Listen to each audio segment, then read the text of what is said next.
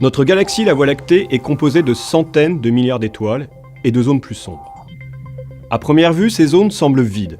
En réalité, elles sont froides et n'émettent que très peu de lumière dans le domaine visible.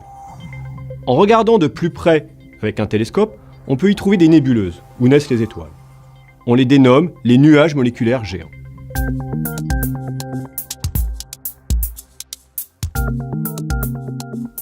Ils sont composés de gaz, surtout du dihydrogène, et de poussière interstellaire. En changeant de vision, en passant du visible au domaine du rayonnement aux longueurs d'onde millimétriques, le rayonnement des poussières interstellaires est omniprésent. Passons à la vision dans l'infrarouge lointain. On se dirige vers Vela, un complexe de nuages moléculaires géants dans la constellation des Voiles.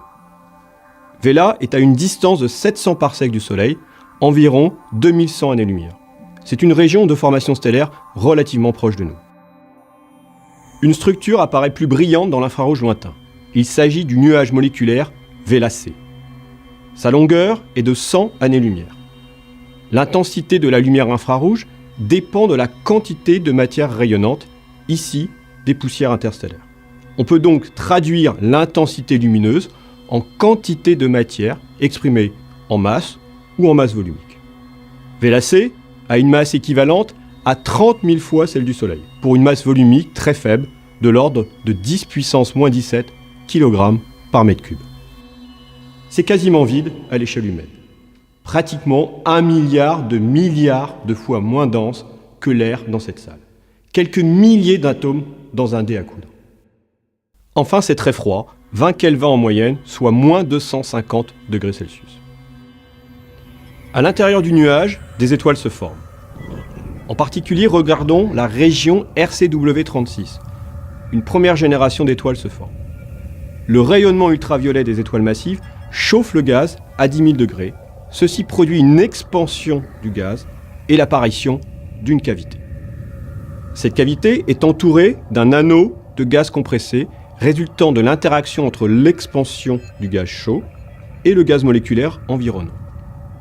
Ce processus dure près d'1 million d'années. L'amas d'étoiles au centre de la cavité comprend 350 membres. Autour de l'amas d'étoiles, des poches de gaz se sont formées. À l'intérieur d'elles, il est probable que des étoiles s'y forment à leur tour.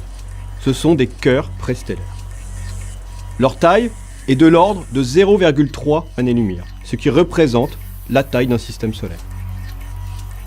Les plus gros ont une masse de 30 fois celle du Soleil. Environ un tiers de cette masse sera convertie en étoiles. À plus grande échelle, la matière interstellaire apparaît concentrée sur des filaments nébuleux. Ils sont un peu plus denses et donc un peu plus lumineux dans l'infrarouge lointain. En quelques centaines de milliers d'années, ces filaments pourraient se briser sous leur propre poids. Chaque fragment donnera naissance à des étoiles. Vela se transformera ainsi en un nouvel amas de dizaines de milliers d'étoiles.